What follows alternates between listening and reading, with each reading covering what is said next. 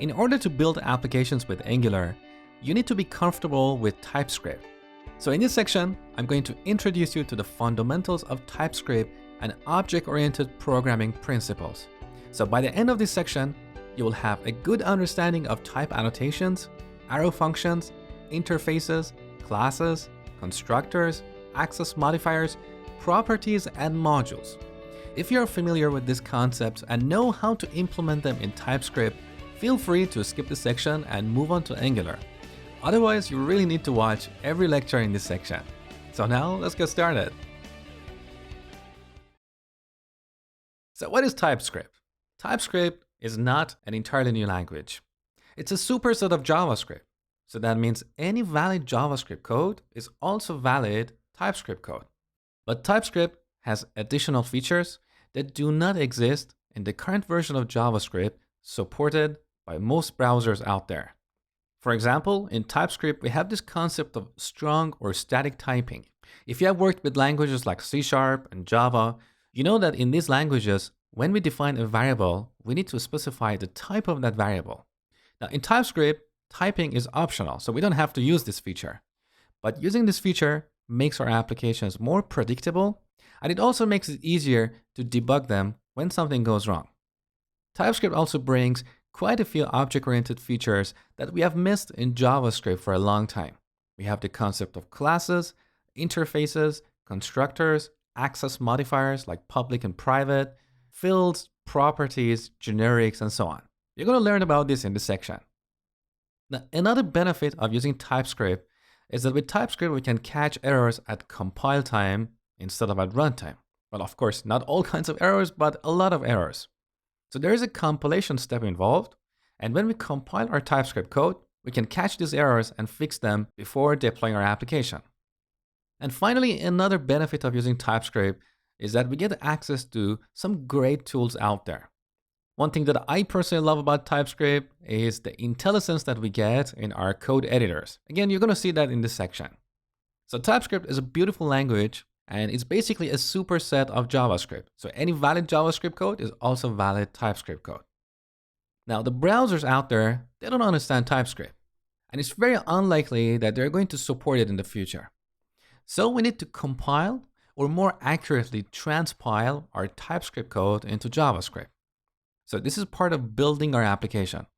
Whenever we build our application, TypeScript compiler kicks in, and it transpiles our TypeScript code into JavaScript code that browsers can understand. Now that's enough introduction. Next, I'm going to show you how to install TypeScript and write your first TypeScript program. In this lecture, I'm going to show you how to install TypeScript and write your first TypeScript program. So here we're in the terminal. We're not going to work with Angular in this section. We're going to purely focus on TypeScript. So first we need to install TypeScript globally on our machine. So npm install -g, which stands for global, TypeScript. And of course, if you're on Mac, you need to put sudo at the front. All right, beautiful. So I've installed the latest version of TypeScript, which is currently version 2.3.4. Now we can type tsc, which stands for TypeScript compiler --version. Again, you can see that I'm running TypeScript 2.3.4. All right, now I'm going to create a new folder for this section. So let's call this ts hello. Let's go to this folder. Now here I'm going to create a new file and open it with VS Code. So code main.ts. So now I'm going to write some plain JavaScript code. And I want to show you that all this JavaScript code is also valid TypeScript code. So first I'm going to define a function.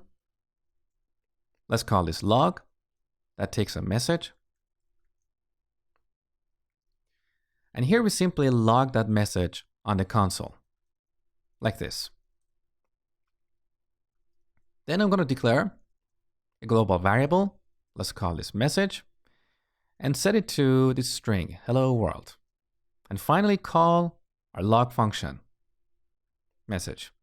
So this is just plain JavaScript code, right? Now save. Back in the terminal, we need to transpile this TypeScript file into JavaScript.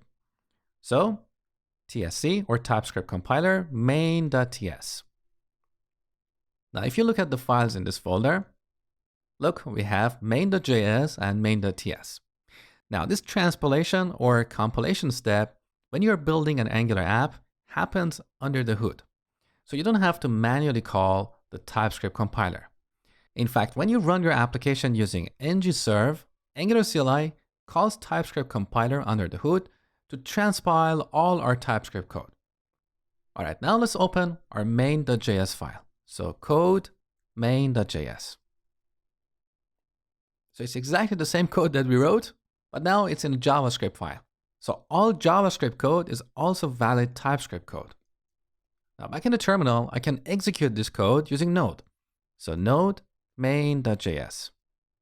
And we got the hello world message on the console. So from the next lecture, we're going to look at specific features of TypeScript that we don't currently have in JavaScript.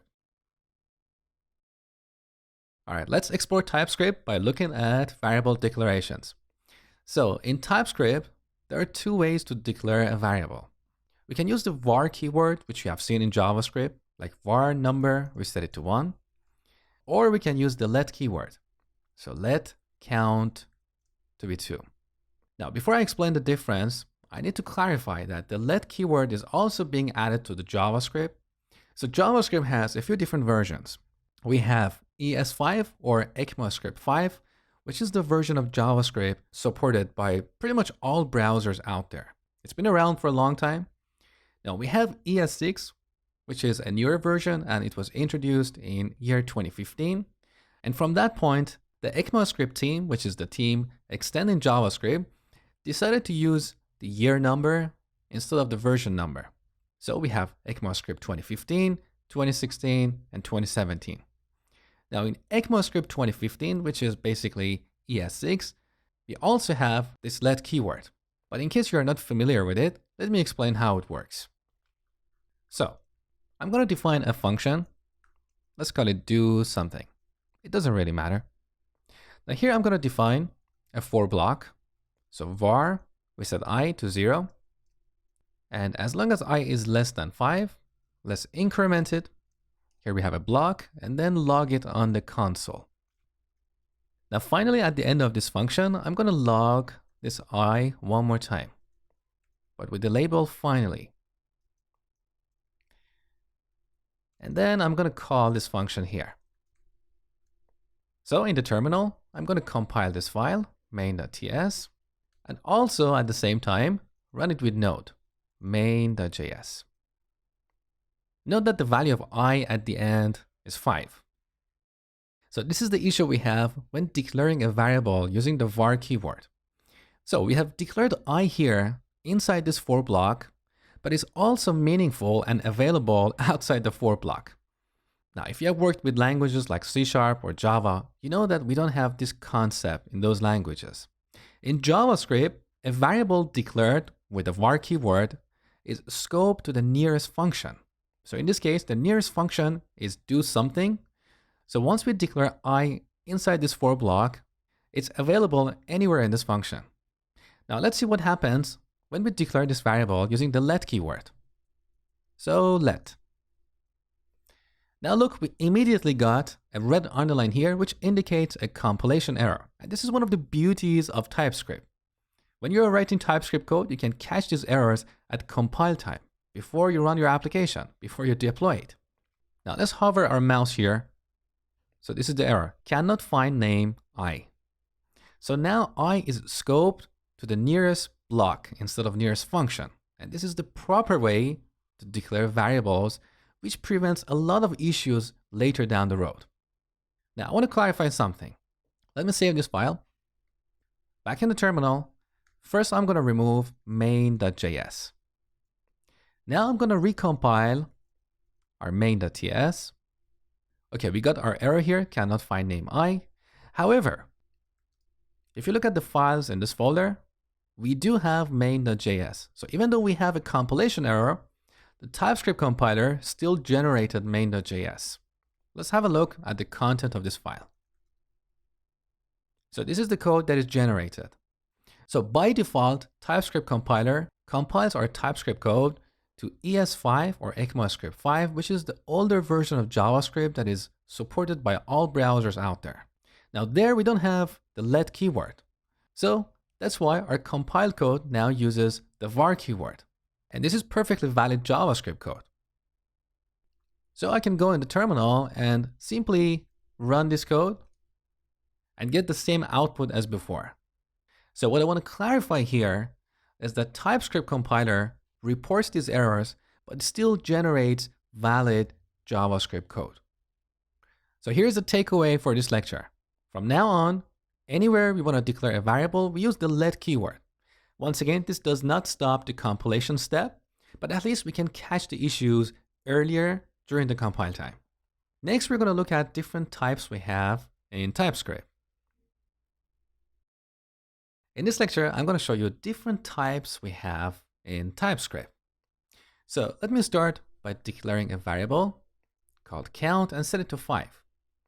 Now, if I set this to, let's say, a character or a string like A, note that I immediately get a compilation error here telling me that this A string or A character is not assignable to type number.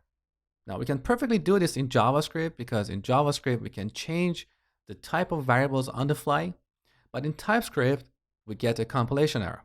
Now, once again, I want to clarify that we can perfectly compile this using TypeScript compiler and we will get valid JavaScript code. So if I go to terminal and type TypeScript compiler main.ts, now look, this is our main.js. So we have this count variable and we have changed its value. We can perfectly execute this, no problem. However, code like this is very likely that it's going to break at some point in the future because chances are we're going to use this count variable inside a for block. So our program is going to break at runtime. We don't want this to happen, right? That's one of the reasons it's better to write the same code in TypeScript so at least we can get a warning during the compilation step. Now, if you hover your mouse over this count variable, look at the tooltip. You can see a colon and number after this count. So this indicates the type of count variable in our program. So here, TypeScript compiler inferred that the type of this variable should be a number because we set it to number 5. Now, what if I declare a variable without initializing it? Let's look at its type. Its type is now any. And that's exactly like the variables we declare in JavaScript. So I can set A to 1. Then I can change the value to true and then set it to a string. Even TypeScript doesn't complain about this. So what's the solution? If we don't know the value of a variable ahead of time, that's when we use type annotations. So here we add colon, and after that we set the type of this variable, like number. And then look, on the third and fourth lines, we got compilation errors. Now in TypeScript, we have a few different types. So we have number, which can include any integer or floating point numbers. We have booleans, which can be true or false. We have strings. We have any that you saw earlier. We have arrays. So let's say we want to declare an array of numbers. We would use number with square brackets. Now we can optionally initialize this to an array like this. Or we can declare an any array, and with this, we can set this to an array with these values: 1, true, A, and false. Of course, it's not a good practice. We want to avoid this, but I'm telling you what is possible with TypeScript. Now we also have another type that I absolutely love, and that's enum. So let's say we are working with a group of related constants, like colors. So in plain old or vanilla JavaScript, we would define constant colors like this. So color red, we can set this to 0. Constant color green, we set this to 1, and constant color blue, set it to 2. Now this is a little bit verbose. In a lot of object-oriented languages, we have this concept called enum. So we can put all these related constants in a container. So in TypeScript, we can declare an enum like this. Enum, all lowercase. We give it a name like color. Now curly braces, and here we set the values. So red, green, and blue. Then we can declare a variable like background color and set it to color dot. Now look, we have IntelliSense here. So this tooltip you see here allows us to complete this code without remembering all the details. And this is one of the things I love about TypeScript. So let's set the background color to color.red. Now in terms of the values, the first element here automatically gets the value of 0. And each subsequent element gets an incremented value. So we don't have to explicitly set these. But as a best practice, it's better to do so because chances are sometime in the future, someone may come here and add a new color here like purple. And then purple would automatically become 2 and the value of blue would change to 3. So this may break parts of our application. So let me revert this by explicitly setting the values. If somebody adds a new color here like purple, then it will not change the value of blue. Now let me show you something. Let's compile this code and see how we get enum in JavaScript. So TypeScript compiler main.ts. Look at this piece of code here. This is how we can implement the concept of enums in JavaScript. You can see it's very complicated. Now compare this with how we declared an enum here. It's much cleaner.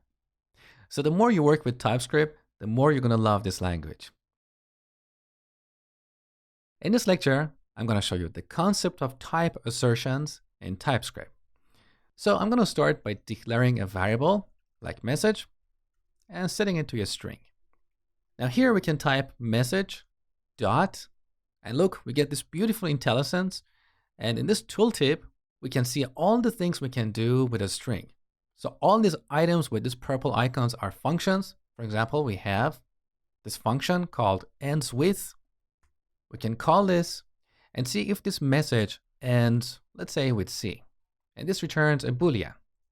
So we can store the result in another variable like ends with C.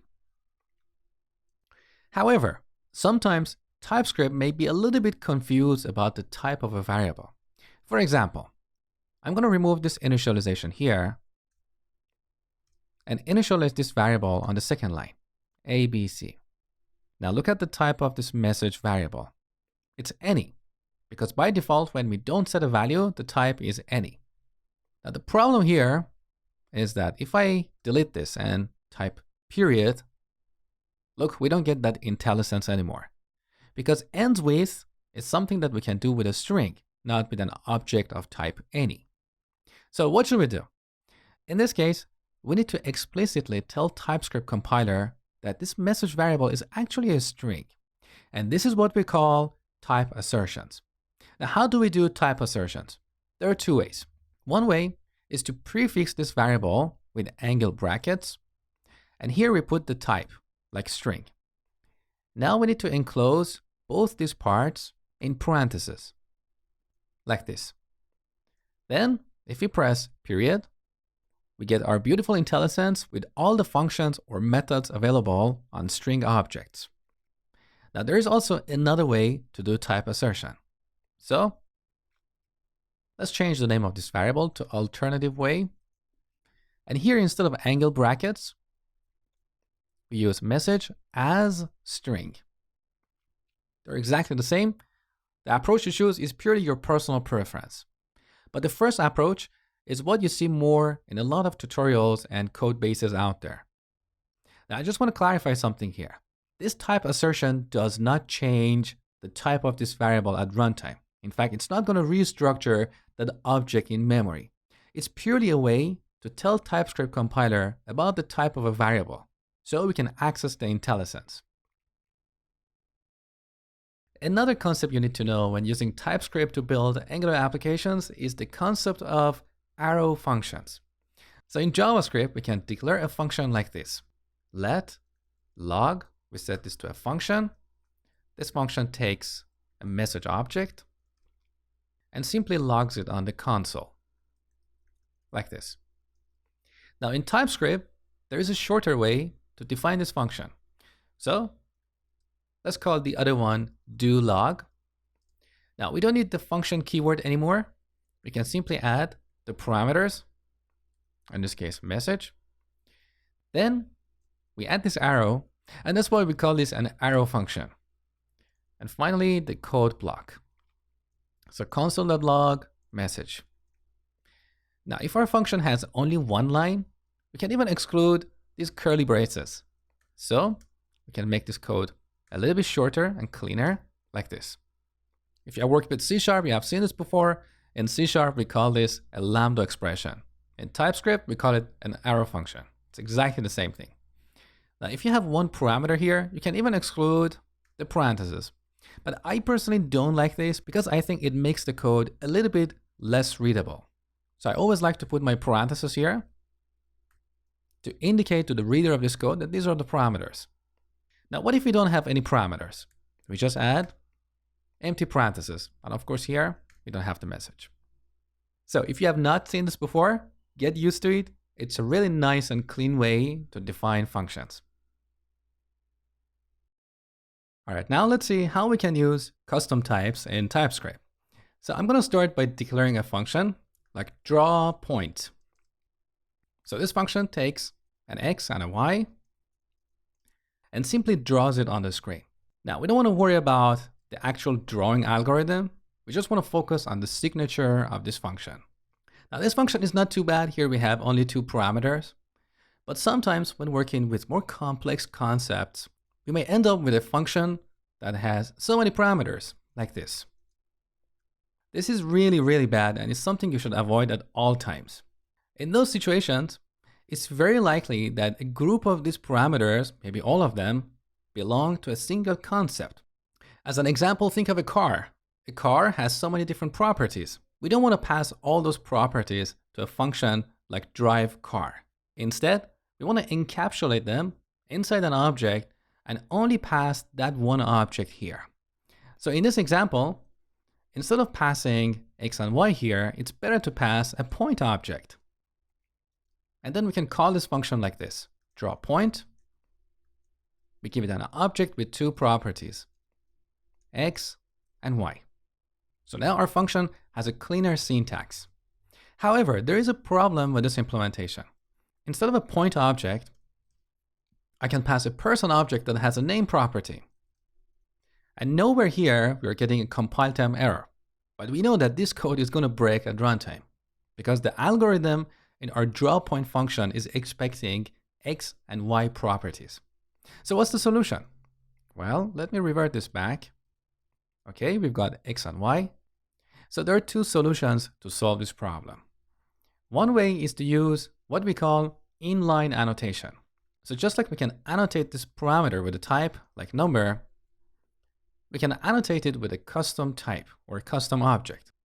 So here we add curly braces to indicate an object.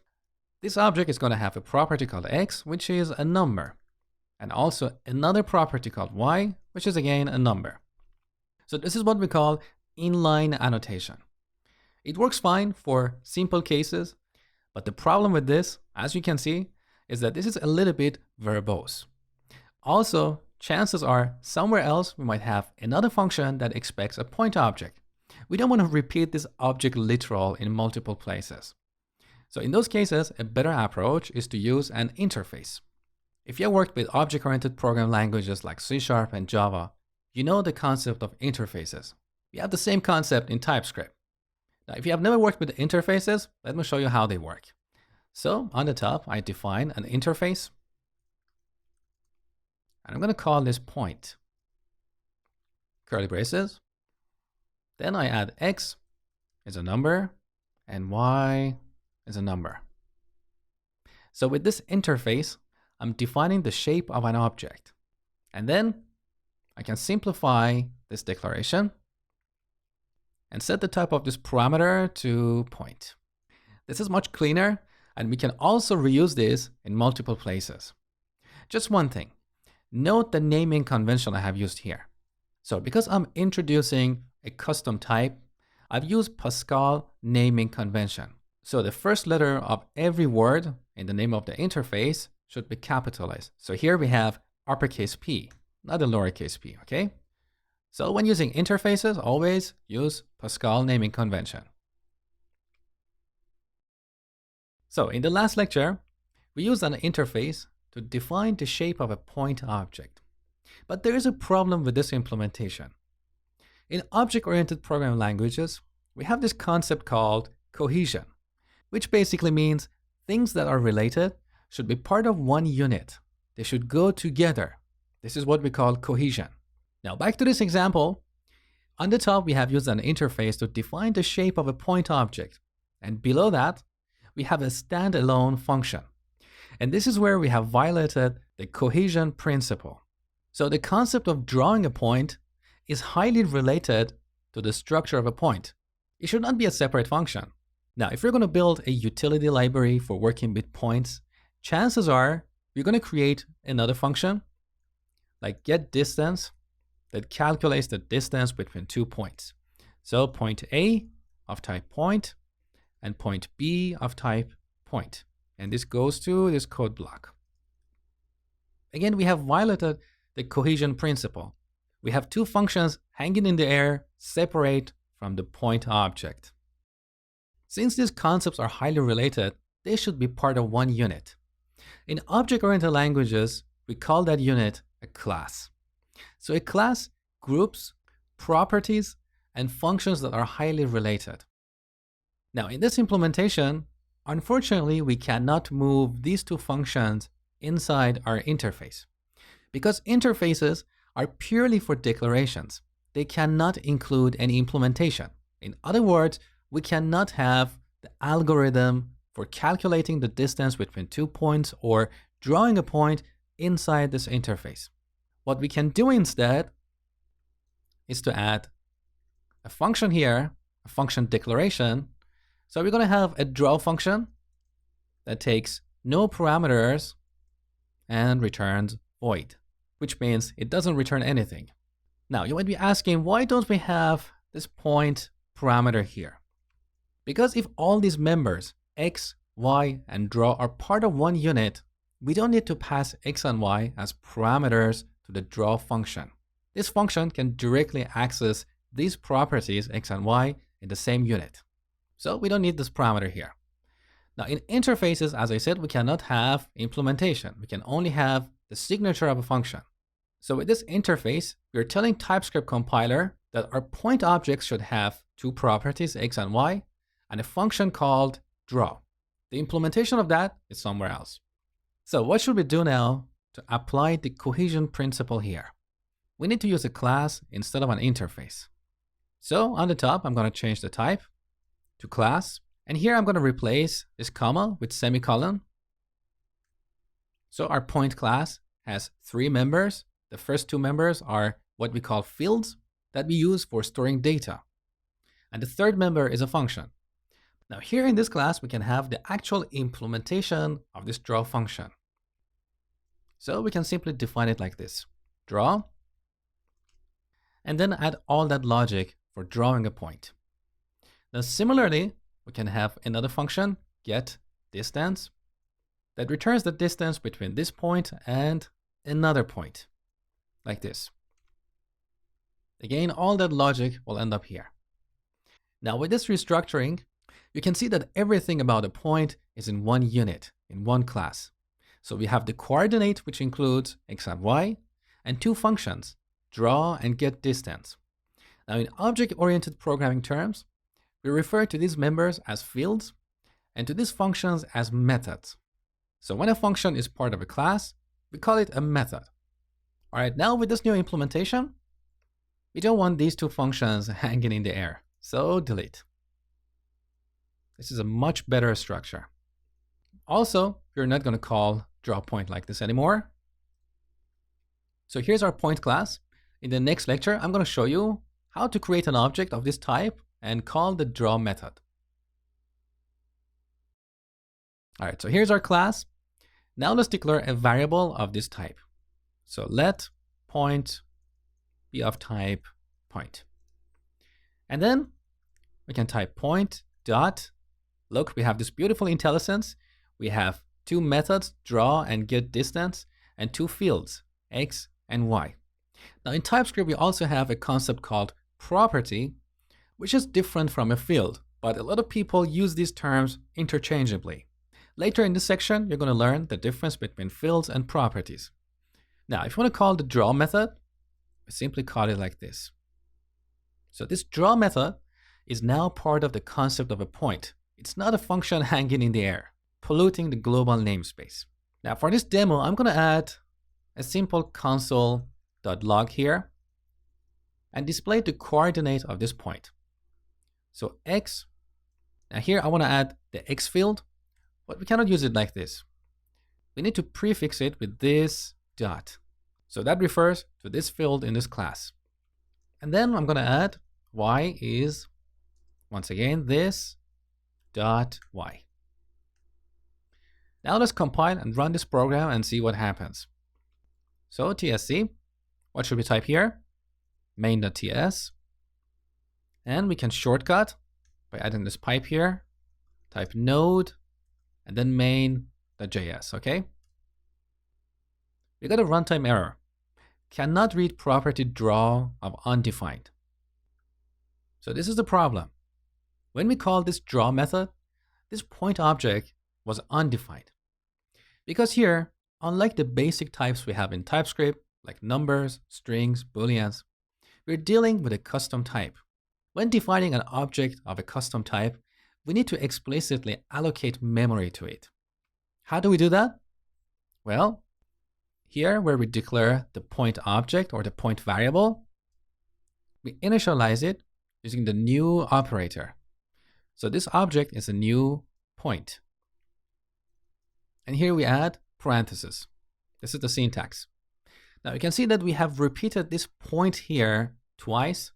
So we can make this code a little bit cleaner by removing this type annotation.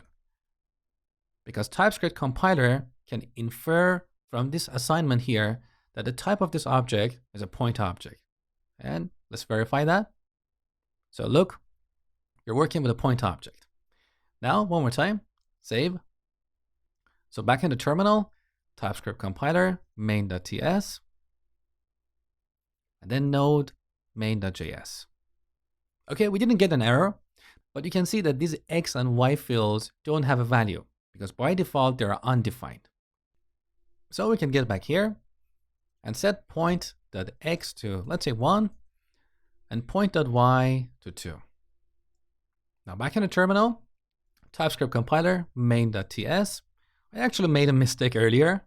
So instead of this pipe operator, we need to use $& on Mac. I don't know the Windows equivalent. So with this, we can combine multiple commands. So node main.js. All right, beautiful. X is 1 and Y is 2. So this is how we use the classes that we define in our programs. Now I want to highlight something here. This point here is a class, but this point here is an object. An object is an instance of a class. As a metaphor, think of the concept of a human. Human could be a class, but when we create instances of this class, like John, Bob, Mary, these are all objects. So that's the difference between a class and an object. Next, we're going to look at constructors. All right, so I've simplified the code from the last lecture. I simply removed the method getDistance because we're not going to use it later in this section. So here on the top, we define a point class, and then below that, we initialize a point object. Now, this code is a little bit verbose because we have 3 lines to create a point object and put it in a valid state. What if this point object had a few other properties that we had to initialize like this? And maybe a few more here. Is there a cleaner way? Absolutely. So let me delete this first. All right. In object-oriented programming languages, we have this concept called constructor.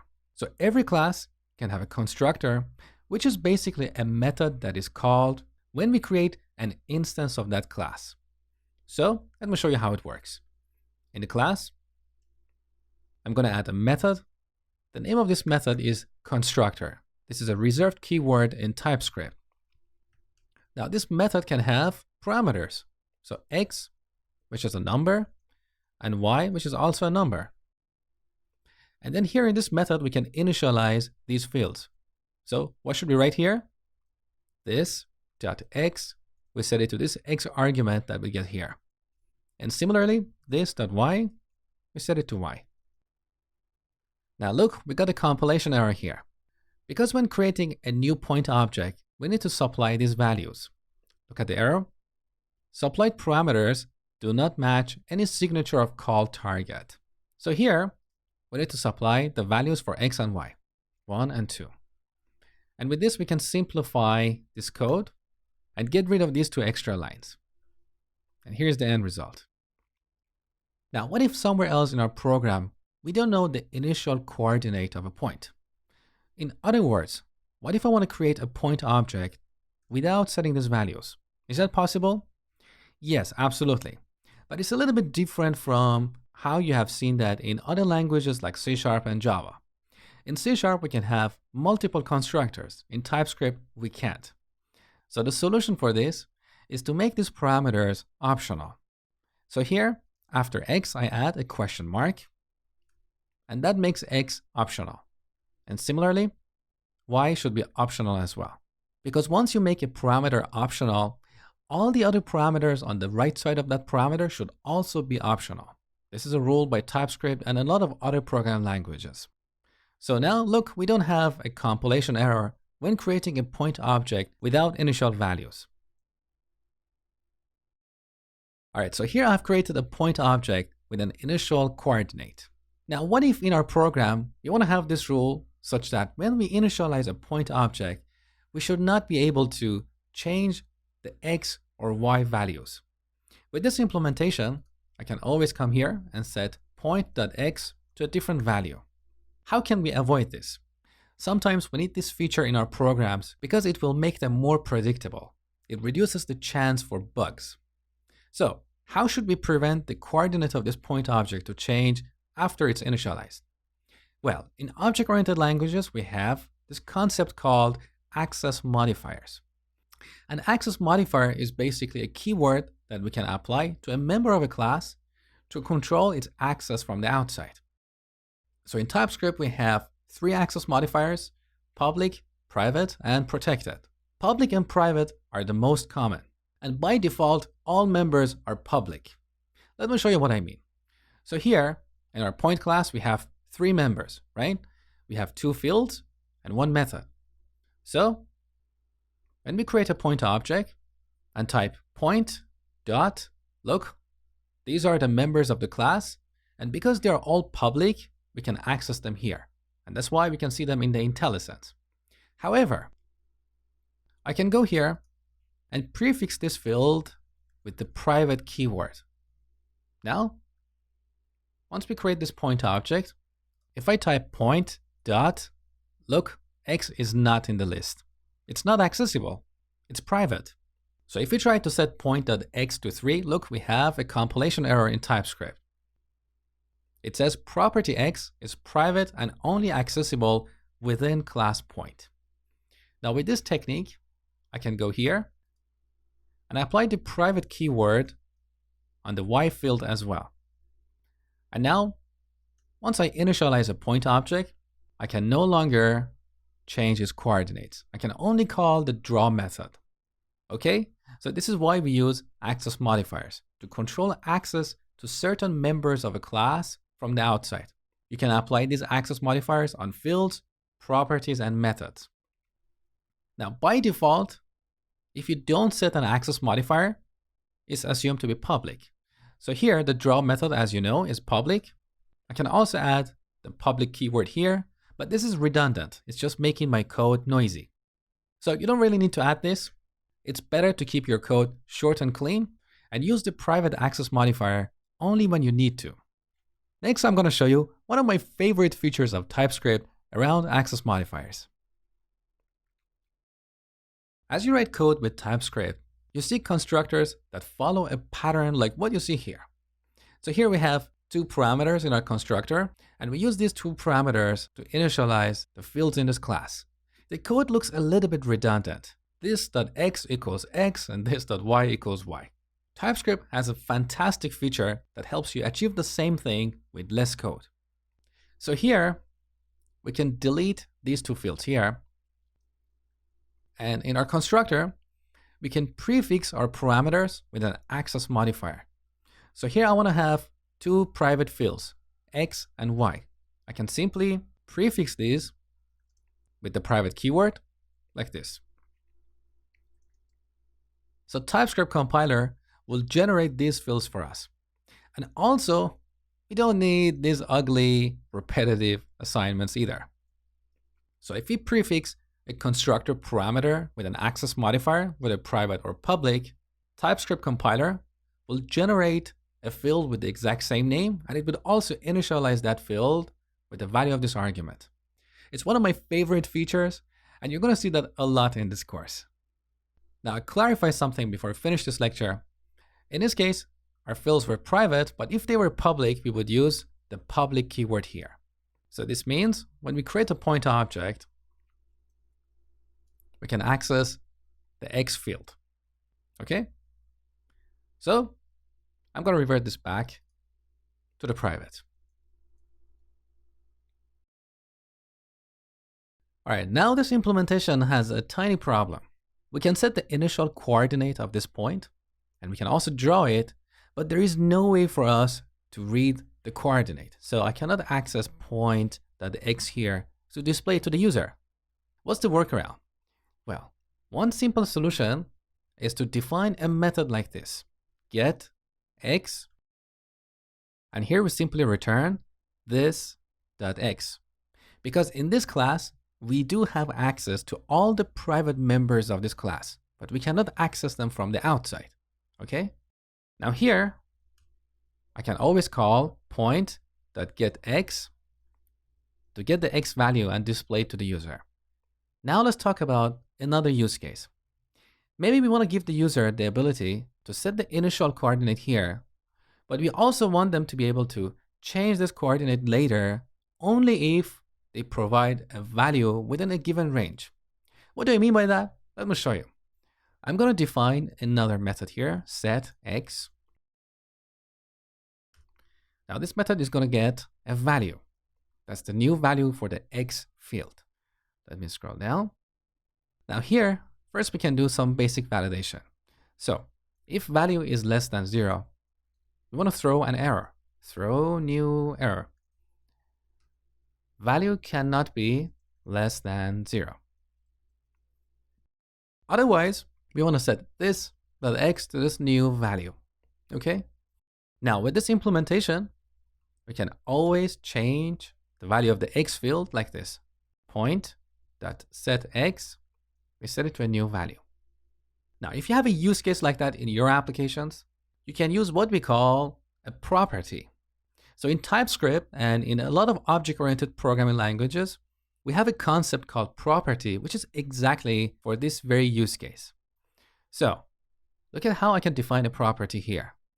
We start with a keyword, which is get or set, and then the name of the property, which is in this case x. And after that, we're going to have parentheses, just like a method. Okay? Now, similarly, I'm going to change this to set with a space. So we have the set keyword. And here it's like we have a function, a method. Now, what is the difference? The difference is that we can use these properties like fields. So here, I can read x like this. Dot. Note the icon of x. It's the same icon we have for fields. It's not a method anymore. So we can read x. And we can also set it like this. Point.x, we set it to 10. We don't have to call a method like this. It's a cleaner syntax, okay? So this is what properties are for. If you have private fields that you want to give maybe a read-only access to the outside, or if you want to give the consumer of your classes the ability to set the values, but you want to have some basic validation, that's when you use a property. Now, in this case, if I want to give only the read-only access to this underlying field, I can simply comment out the setter. So we call this method a setter and the other method a getter. Okay? And now look at this compilation error. We cannot change the value of x. Now let's bring this back. One last thing before we finish this lecture. So here I have used a capital X for the name of my x property. In JavaScript and in TypeScript, we use camel notation to name our fields. So that's why Earlier, we defined this private field here using camel casing notation. Camel casing means the first letter of the first word is lowercase, and the first letter of every word after is uppercase.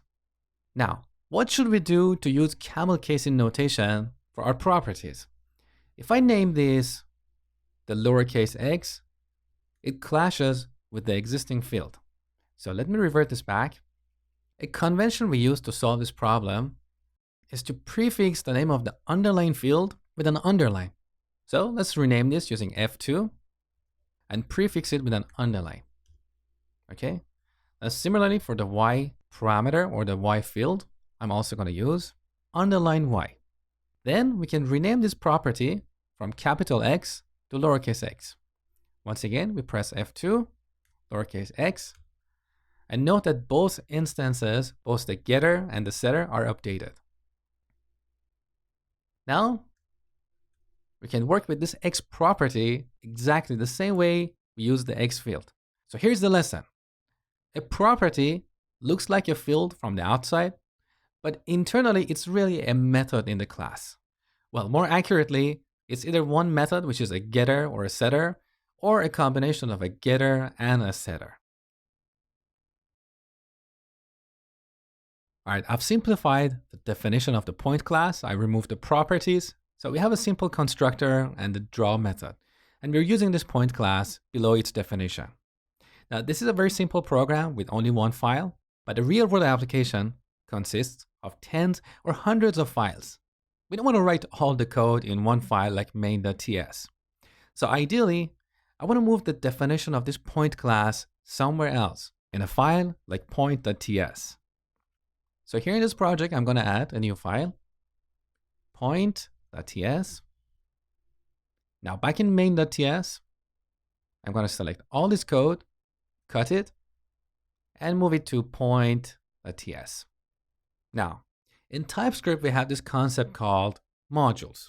Now, what a module is requires a little bit more explanation, but for now, let me give you a simple, pragmatic definition. In TypeScript, you can think of each file as a module. So in this program, we can say we have two modules, but this is not quite accurate because these files are not modules yet. So in point.ts, we have defined this class called point, but this is not accessible anywhere outside this file. So this file defines its own scope. In order for us to use this class somewhere else in our program, we need to export this to the outside. So we add the export keyword here, and now this is visible outside this file. Now that we're exporting something on top of this file, from TypeScript's point of view, this file is a module. Now we need to go back to our main.ts and import this class so we can use it. So back in main.ts, look, we have a compilation error. Cannot find name point because we have not imported this into main.ts. So on the top, we write import. In curly braces, we add the name of the types we want to import. In this case, point. Now, if there are multiple types we want to import, we separate them using comma. Okay? So we import point from. Now here we put the name of the module in quotes. What is the name of the module? It's the relative path to that module from this file. So both these files are in the same folder. We can use period slash, which refers to the current folder. And then point is the name of our module. So it's not point.ts. Look, we get a compilation error. So the name of our module is point. Now we no longer have a compilation error here, and we can create an instance of this point class and use it. Now there is a lot more to talk about when it comes to modularity in TypeScript, but that's all you need to know for now in order to start building applications with Angular. Because in Angular framework, we have a lot of types that are exported, so we need to import these into our TypeScript files and use them. You're going to see that a lot in this course. The only difference is that Angular modules are defined in a different way, so we don't add the relative path to these module files because these files are not really part of our application. They're somewhere inside node underline modules folder. So when it comes to importing types defined in Angular, we use the library name as the module name. For example, one of the libraries is @angular/core. Okay, so here's the lesson. In TypeScript, we divide our program into multiple files. In each file, we export one or more types. These types can be classes, functions, simple variables, or objects. And wherever we need to use these types, we need to import them first. When we have an import or export statement on top of a file, that file is a module from TypeScript's point of view. In Angular, we also have the concept of modules, but Angular modules are a little bit different. They're not about organization of code in different files. They are about organization of your application into smaller functional areas. You're going to learn about Angular modules in the next section. Hi, thank you for watching my Angular tutorial. If you enjoyed this video, please like it and share it with others. Also, you can subscribe to my channel for free new videos every week. This video is part of my complete Angular course with almost 30 hours of high quality content where you will learn everything about Angular from the basic to the advanced topics all in one course, so you don't have to jump from one tutorial to another. In case you're interested, you can get this course with a big discount using the link in the video description. And if not, that's perfectly fine. Continue watching as the next section is coming up.